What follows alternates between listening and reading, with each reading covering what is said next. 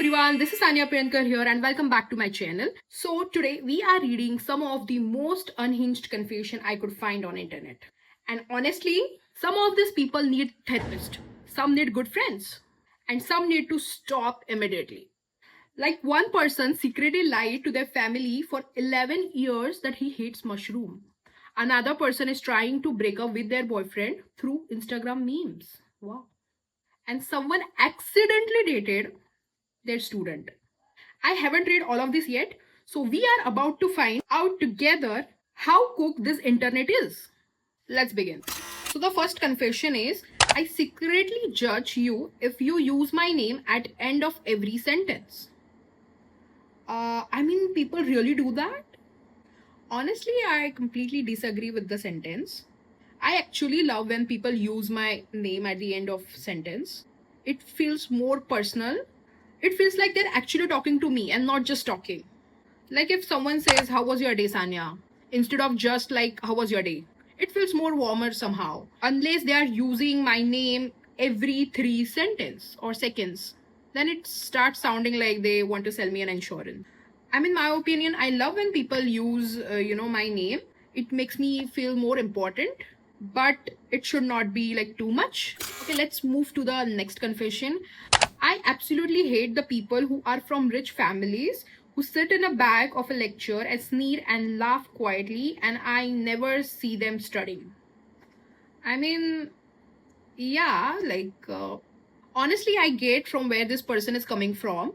When you're working hard and stressing about exams, seeing someone who seems to have everything handed to them can feel unfair. But at the same time, I don't think being rich automatically like someone is lazy, and being poor automatically means someone who is works hard. We only see a few hours of someone's day, not their whole life. Also, let's be real, half the time we are annoyed because they look real, like relaxed, while we are having mental breakdown while every deadline. I think real issue isn't rich people, it's feeling like life isn't fair. And honestly, that's something almost everyone struggles at a point. Okay, let's move to the next confession. uh, I regret spending 8 years studying human behavior. Wow, 8 years someone is studying human behavior. Wait, studying human behavior for 8 years and then regretting is such a plot. Usually people regret not understanding people, not spending too much time understanding them. But honestly, I kind of get it. The more you learn about how people think, act, lie, manipulate, and make decisions, the harder it becomes to look at things innocently. Sometimes ignorance is bliss. Imagine spending 8 years trying to figure out only to realize that humans still make absolutely no sense. At this point, I think real confession is that human behavior is most confusing subject on the earth. Okay, let's move to the next confession. My family thinks I am studying abroad. I moved to an apartment a few neighborhoods away from my home.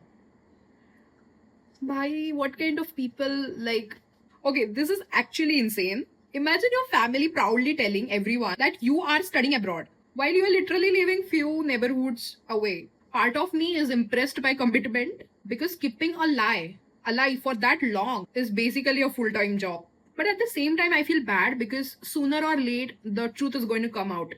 And the longer you wait, bigger the explosion. Honestly, this sounds less like a location problem and more like a family pressure kind of thing. Bro didn't move abroad. He moved emotionally.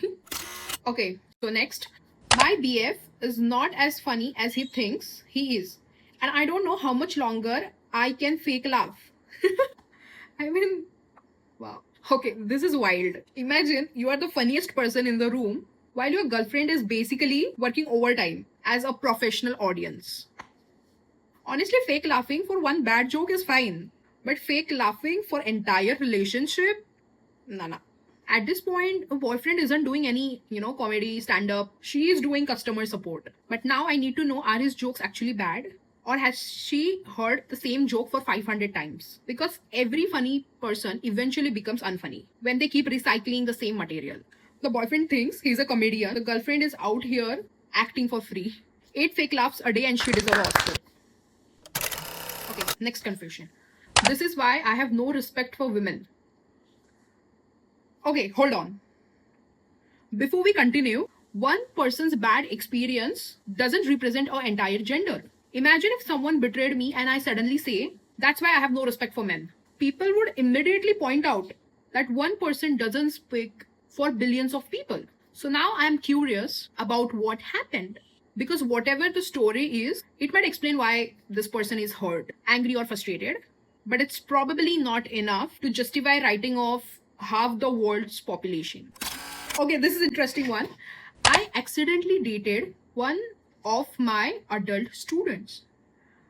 Okay, the word accidentally is doing lot of heavy lifting here. When I first read the title, I was like, how? I mean, how do you accidentally date someone? And that to your own student? That's exactly not kind of a mistake you make while ordering a food.